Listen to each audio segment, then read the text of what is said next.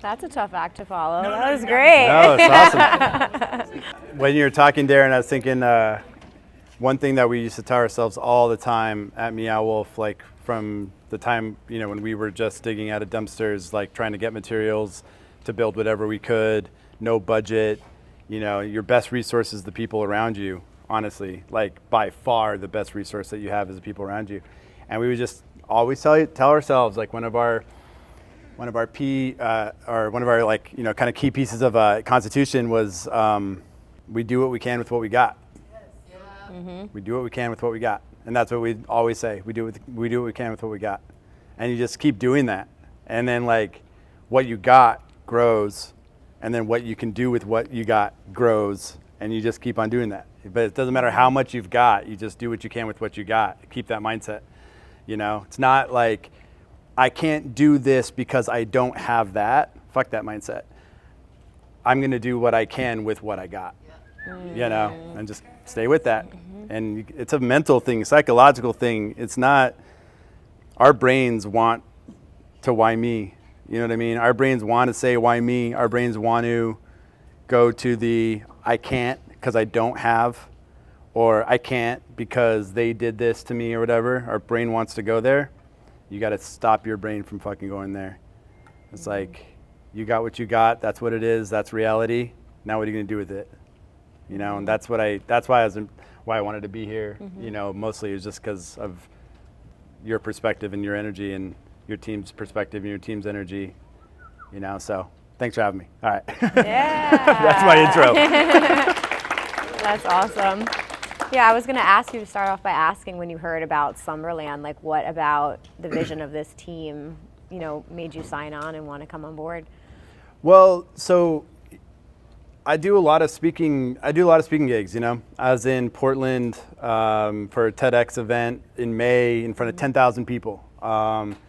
I am in front of a lot of square-ass people all the time at conferences, like weird conferences that should not be having me speak at, but they need it for sure. Yeah. And this is by far the coolest speaking gig that I ever got invited to. It gives me a little bit of street cred, but it's the world I come from. It's the world I'm still a part of. It's the world that I still love. And so, it's also just for myself, like to authentically be around the cultural energy that produced Meow Wolf, that Meow Wolf is a part of, that Meow Wolf's like a part of the wave, and to stay connected to that, and so, yeah, like I think, and I'm psyched to see where it goes. I think what excited me was that, like, knowing that it's in its early days, it's in its first year, and I was like, this is a smart ass idea. And when I go to EDC Vegas, it's like I'm at like a hotel, and it's like a normal ass hotel, with all these kids running around. I'm like, why is this hotel not just a takeover? Like, it's better for everybody for it to just be a takeover. Better for the hotel, better for the kids that are going to EDC, better for the people who aren't there for EDC to know, like, oh, okay, this weekend the hotel's, I don't know. So it's just a smart idea, so I'm psyched to be around it.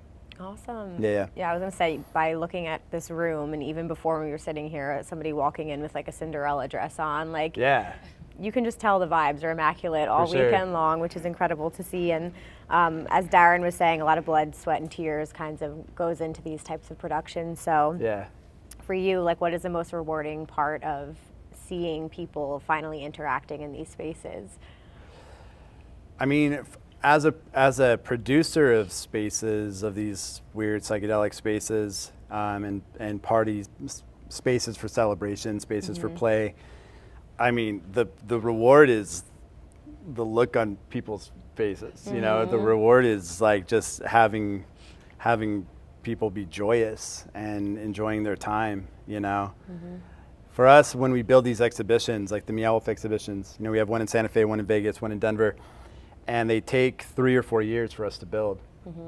And you get jaded. Like, first year, you're psyched. You're like, oh my God, I can't believe we're gonna do this. Second year, you're like, all right, cool, we're doing this. Third year, like, fuck, we're still doing this. And then fourth year, when you open, you then get to see the looks on people's faces of what you created, and then that's everything. That's all of it, you know. How much changes in the 4 years from like the first storytelling like process when you begin to the end? Is there a lot of change throughout? For sure. Yeah. Yeah. So we have it basically like outlined now at this point through phases, and it's been really helpful for us to get more language around the phases that we go through. So like first and foremost, we call it the Genesis moment. The Genesis moment's when you have that aha moment, and it's like, oh fuck, what if we did this? Like, and it's just like real early Genesis moment. Then you have to kind of put a frame around it. You have to put a frame around that Genesis idea, that initial idea. You have to frame it in a way that it meets some sort of business sense, because if it doesn't meet a business sense, it's nothing's gonna happen. So you sort of have to like embrace the fact that like, hey, for this to work, it has to make some sort of business sense. You know, and you start to then say like, okay, creatively, as a framework, how is this going to work out? You know, and you start to kind of build that. Then once you have that framework set, then you just ideate like crazy. It's just like, we call it blue sky, and it's just every idea that you can possibly imagine within that framework. You have to have that framework, or else your ideas aren't going to make sense. So like within that framework, you just ideate. And then you have to move into, you know, then you slowly go from idea to completion, which then at that point it's like you kind of have to put your big boy pants on and realize that like money matters, timing matters, rules matter, parameters matter, code matters, having a schedule, having a producer, having a project manager, having like getting into your Google Sheets, getting into your Google Docs, like all that stuff matters. You know, and then all the fun is gone at that point. Is that year 3? Like I was gonna say all the magic's gone. That's year 3. But as an artist, ideas are the easy part. So you can't get all hung up on ideas. Ideas are easy. Like there's a trillion ideas. Like be psyched about the Google Docs. Be psyched about the Google, you know, the Google Sheets, because like that's art. That's the art. Because like art is like creativity is to create. And if it doesn't exist, then you're not creative. People think that they're creative because they have a bunch of really great ideas. They're not creative. You're only creative if you actually create. So it has to get to the finish line. And so if you want to get good at getting to the finish line, you have to be good at all of those boring ass things, you know? Does that get easier with time? It gets easier with time. Yeah. It's this balance. Like, we're in this constant tension between chaos and order, between spontaneity and control. And because we're such binary creatures who think in binary ways, like Republican, Democrat, or yes or no, or gay or straight, or like we're so oriented towards binary, we just automatically either decide that control is the right path or that spontaneity is the right path. And that's why by the time you get into your, you know, adult life, you're either like way too over controlled and you're a square and all your friends are telling you to lighten up, or you're way too spontaneous and people are trying to tell you to get your shit together. And so it's not about one or the other. It's like, it's understanding, and on a daily basis inside of your own mind, how do I stay spontaneous while also maintaining control? How do I stay, you know, and keeping it? It's always in flux. Interesting. So like, to me, that's the work. Like, that's the psychological work, is how do I stay spontaneous but then also maintain control? Sure. You know, I don't know if everybody else feels this way, but I feel like I'm a big work hard, play hard person. Yeah, so, you know, totally. you do your work and then you come to these weekends and you get to like let loose and have fun and enjoy. But Yeah. how big of a role has music been in your life? Because I hear my you God. used to throw underground parties. Yeah, so Meow Wolf for me started before Meow Wolf actually started. Meow Wolf for me started when I was 19 years old, moved out of my parents' house, had a very bad social life, was closeted through high school, had a really tough time in high school, got my own apartment and realized like, oh, I can do anything with this apartment. So I decked it out as like an immersive, we didn't even use the word immersive at the time, but it was just like have this thing called a bed fort, just like the entire room, cuddle puddle style, just like so many blankets and pillows in the entire living room. So when you went into my apartment, you had to take your shoes off and you're just immediately on a bed. And then just like black light stuff everywhere, and just like, and then that just ended up becoming like every weekend party space. And starting to get into LSD, was really into Terrence McKenna, and like getting really into like what the imagination is, like what is art. And that was influencing like that direction.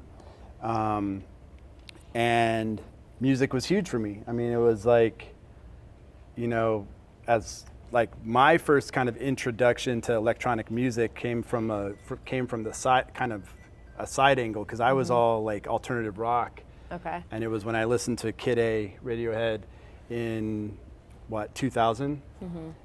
I was just like, oh my fucking God. Yeah. And like my brain just cracked open into the possibilities, and then started going down, got really into drum and bass and jungle in the early 2000s. Nice.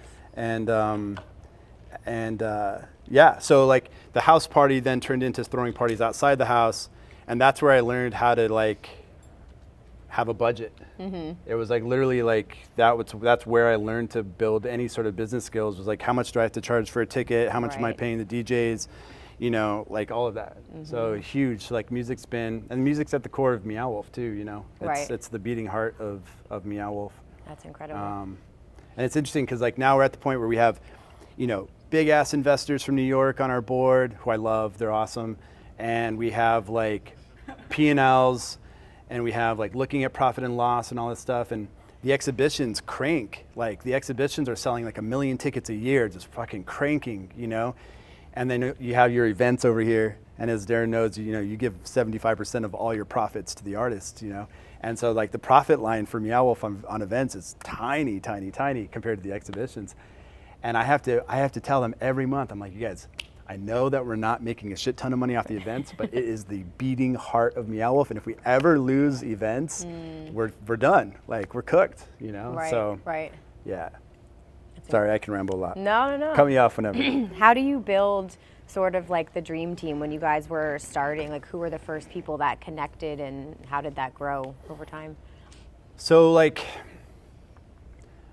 we went from throwing parties at my house, and then like a friend group kind of formed, and we then started living together, and had like a 4-unit kind of like living situation with a big shared yard. Started throwing parties there. We called that the quadruplex, and I was really into experimental theater, and kind of like with our friends also putting on like weird nights of experimental theater. Nice. And we started to call ourselves Epileptic Pterodactyl. Nice. And so the Epileptic Pterodactyl became, and it was, I would say that like, how did we find each other? I mean, we spoke the same language, or we learned to speak the same language, I should say.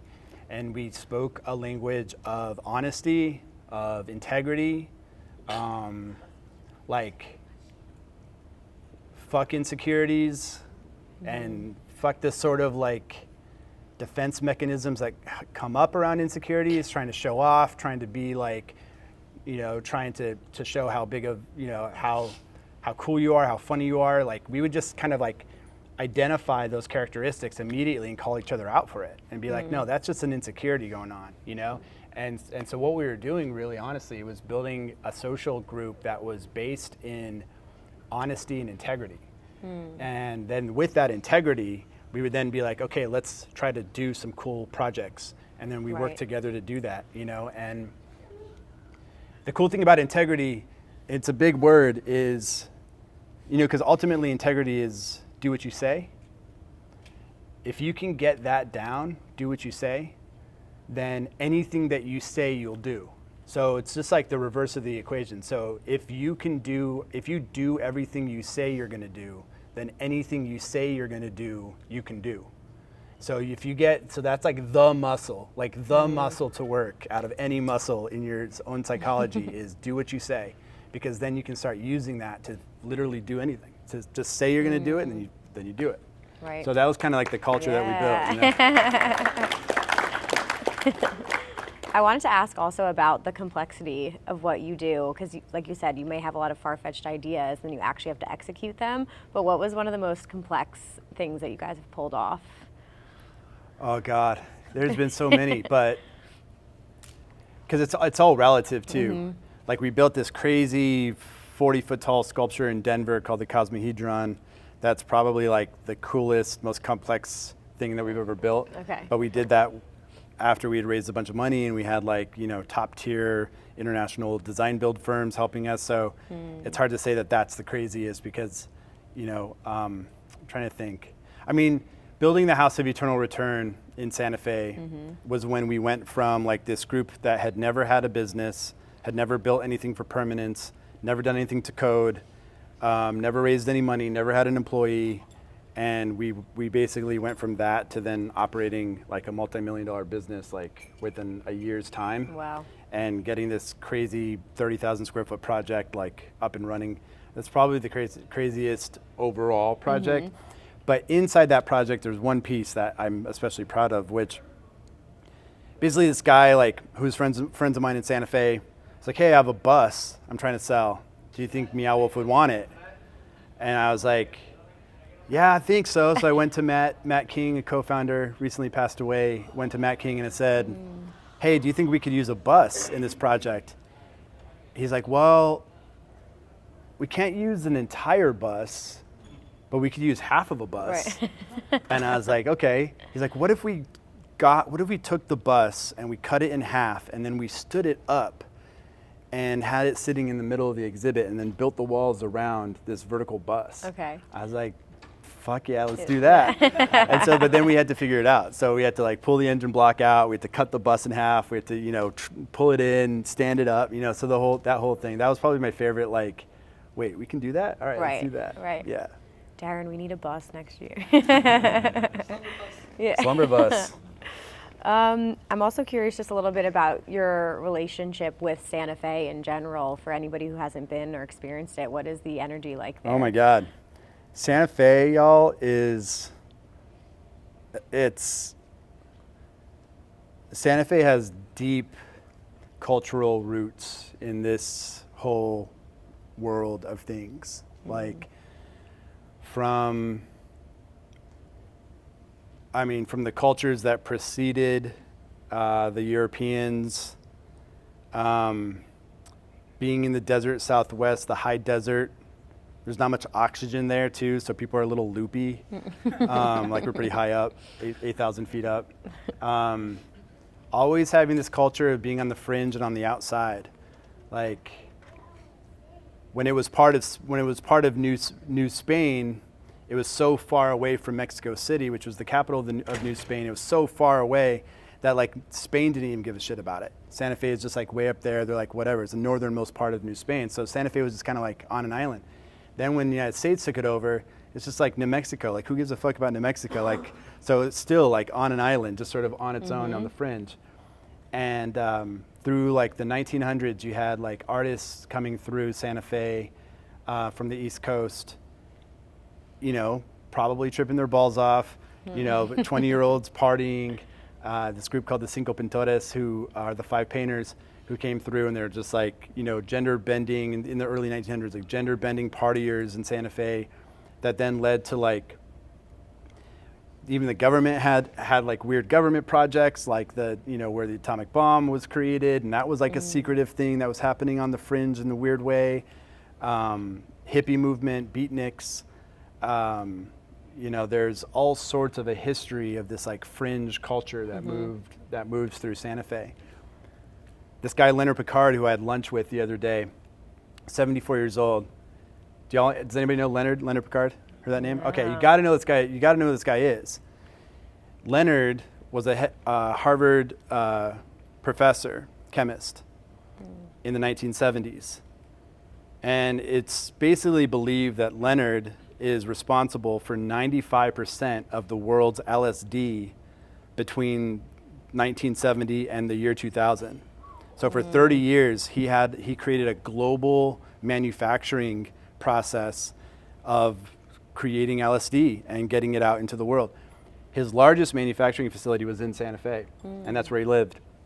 and he was producing 1 million doses of LSD a year out of just the Sante Fe location.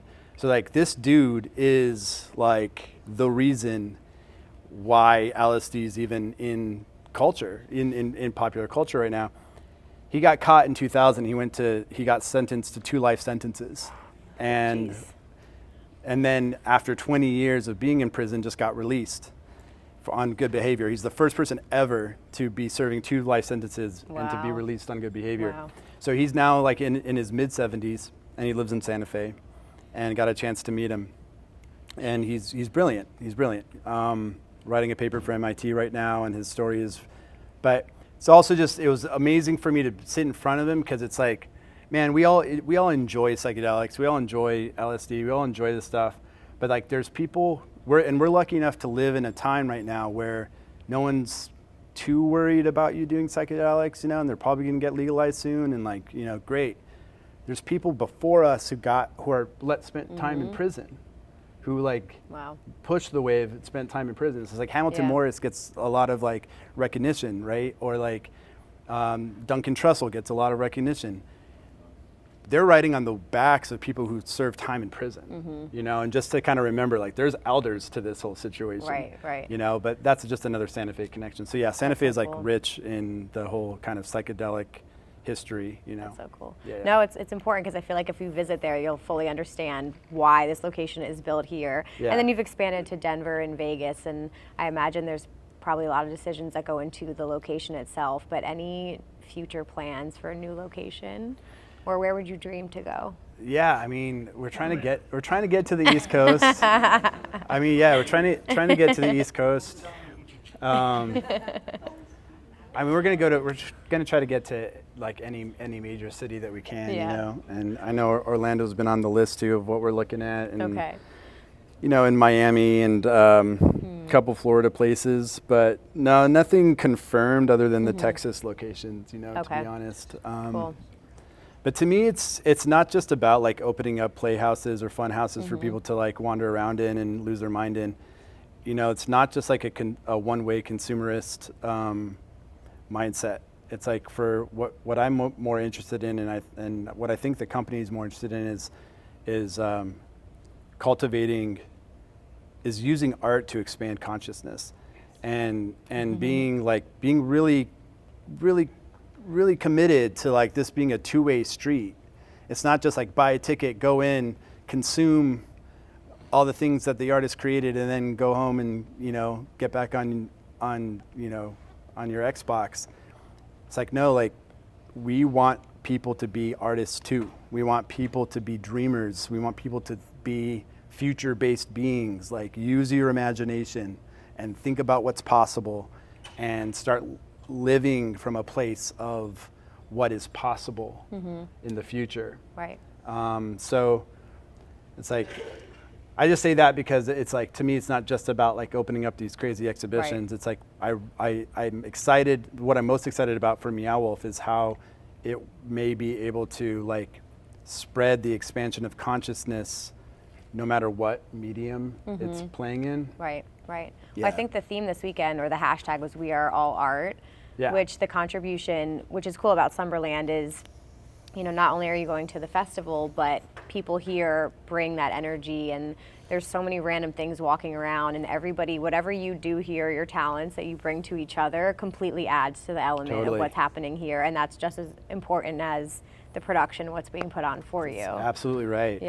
Yeah, don't be a consumer. We all like to talk shit about consumer culture, but then at the same time, we find ourselves consuming all the time, you know, and just being a consumer. It's like always ask yourself, like, what can I bring? What can I contribute? You know, right. For sure. That's the beauty of this community, though. Yeah, I think that's we awesome. all collectively feel that way. And my last question for you, too, is just the future of music festivals. Like, we have events like this, which are very unique, but I think even at music festivals themselves, like, how do you think that the same sort of production can be applied rather than just stages and music? Yeah, you know, I don't know if it's just because I'm getting old, but like, I have a hard time at really big festivals. Because I ultimately just want to get tight and small with people, you know, whether it's being in like a cuddly little space or having conversation. I want to have conversation. I mean, honestly, I want to connect. I want to have conversation.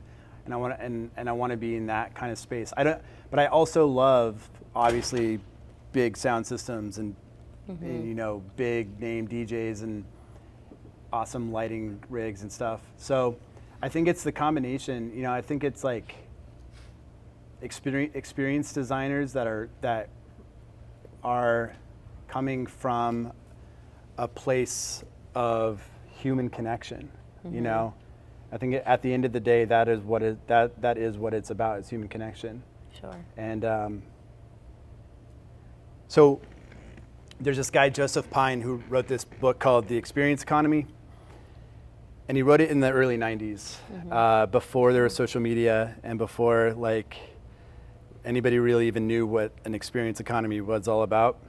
And predicted that the economy that was going to emerge was going to be an experience economy. People would rather pay for experiences than pay for products. And he was right until he hit it. And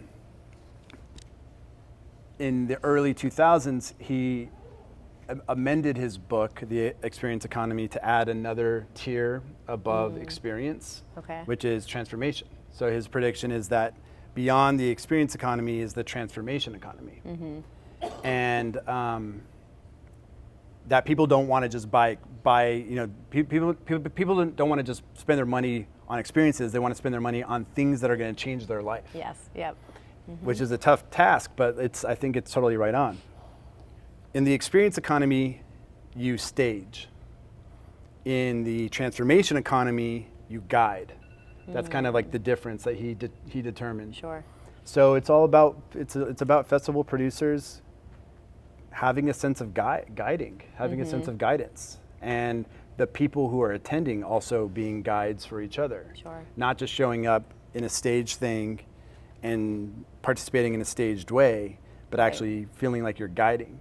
Yep. And that takes intention, and that takes asking yourself the question, what is important here? What's actually important here? And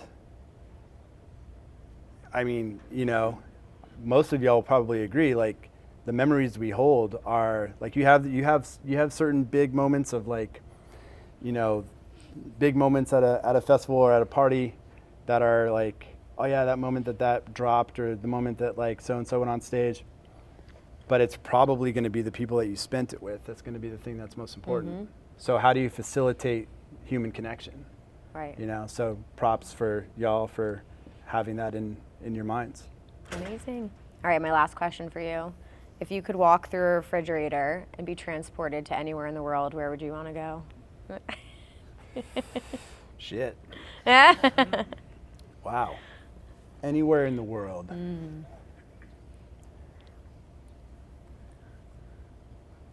So we throw really amazing, what I would call hyper micro festivals in Santa Fe. It's just amongst our friends, but then our friend group has grown to be quite large. A couple of them are here. Shiloh in the back. Nice. That's Shiloh, dear friend. Gilbert right here. So they're both part of this. And they tend to be anywhere from 20 to 50 people for a weekend at a nice house. Great food, amazing conversation, fires going, DJs are playing, all, the vibes are right. And it's that's the place I would transport. If I could transport myself anywhere, it'd be to that place with that friend group. That's awesome. Yeah. I like that you said that, though, because it sounds like those intimate connections that you can have, even at a bigger place, even if you're at a festival, if you can have those intimate connections with people or experiences, it makes it so much more worth it. For sure. Yeah. But something to think about with this, just for y'all to think about, is don't fall into the trap of identity. So the how you're supposed to be. Have y'all seen Everything Everywhere All at Once? I'm sorry, right? All right. So so that's the whole thing, is the alphas are trying to push this how you're supposed to be. And the mom of that movie is stuck in this how things are supposed to be, how I'm supposed to be. And the whole point of the movie is to break out of that sense of how things are supposed to be. But it's a trap that we do to ourselves always. It's it never stops. Even in communities and cultures that have emerged beyond the how we're supposed to be, like electronic music culture it exists the way it is now because it was like, fuck the way society is, fuck the way that festivals go, we're going to do things our way, we're going to dress the way we want to dress, we're going to act the way we want to act, and then boom, you have this amazing momentum. But even that culture now can start to build an identity around it, and you can get trapped then back into how are we supposed to be. And it's like, so to always, even when you're in this culture, even when you're at these parties, like, let the how are we supposed to be out of it. Like, try to be freed of that tendency. Because like the magical connection, the magical authentic connections with people happen outside of that box. They happen in a place of possibility. We can be anything we want to be. We can do anything we want today, you know, or this weekend or whatever. So incredible. Dancing.